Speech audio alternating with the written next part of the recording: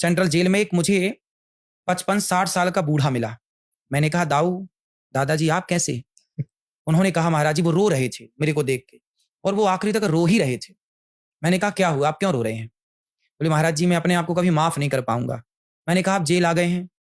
बोले, जेल मेरे लिए बहुत कम है, मुझे और ज्यादा सजा मिलनी चाहिए। मैंने कहा, क्यों, आपने ऐसा क्या गुनाह किया? बोले, महाराज जी मैंने अपनी पत्नी का मर्डर कर दिया। मैंने कहा, क्यों, क्या गुनाह किया था उसने? बोले, कोई गुनाह नहीं किया था। तो मैंने कहा, क्यों मार दिया अपनी पत्नी को? बोला कि मैंने शराब पी रखी थी। बोले, दिसंबर का महीना था, मैं शराब पी के आया, वो भोपाल का ही रहने वाला था। बोले, मैं शराब पी के आया और मैं आकर के ना बिस्तर पे लेट गया और मैं रजाई ओढ़कर सो गया। उसी दिन मेरी पत्नी ने कोई एग्जाम दिया होगा, उसका रिजल्ट आया, तो उसने मेरी रजाई खींची कि सुनो जरा वो लैपटॉप में देख दो मैं पास हुई कि नहीं, निकली कि नहीं, नंबर आए कि नहीं। तो मैं बोला कि कल देखूंगा, अभी मैं सो रहा हूँ। पत्नी ने कहा, नहीं मेरा रिजल्ट, अब सोचो कोई रिजल्ट आया एक्साइटमेंट होगी तो वो कहेगा कि नहीं मुझे आज ही देखना। तो पति बोला कि तू अब रजाई मत खींचना, मुझे सोने दे, यदि तू रजाई खींचेगी मैं तुझे मार दूंगा। पत्नी तो पत्नी है, तो दोनों में बड़ा प्यार था।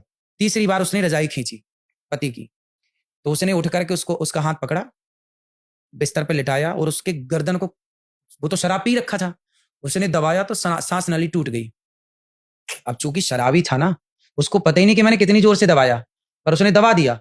ऑन द स्पॉट उसकी पत्नी मर गई और रात भर वो दोनों पड़े रहे एक साथ। उसके पति को लगा कि चुपचाप सो रही है। जब उसके नशा सवेरे उतरा तो देखा पत्नी बगल में सो रही, हिलाया, हिले नहीं। तो वही उसको हॉस्पिटल ले गया। फिर हॉस्पिटल ले गया तो डॉक्टर ने कहा कि वो मर चुकी है। तो फिर वहां पे वो हो पोस्टमार्टम वगैरह हुआ तो पता चला कि सांस नली टूटी है। तो पता चला कि इसका तो गला दबाया गया, मर्डर है। पूछा गया भाई किसने दबाया, तो वो तो उस समय शराब के नशे में था। पर उसने कहा कुछ कुछ याद करके कि हाँ मैंने तो मारने के भाव से नहीं, पर इसको मैंने कहा कि तू रजाई खींचेगी तो मारूंगा, तो मैंने तो गले यूं ही दबाया था, पकड़ा था उसका गला, मैंने दबाया नहीं था।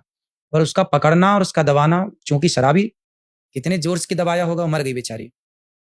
अब उसके देखो पत्नी मर गई, वो चला गया जेल मर्डर केस में, 20 साल की सजा, और बच्चे हो गए अनाथ।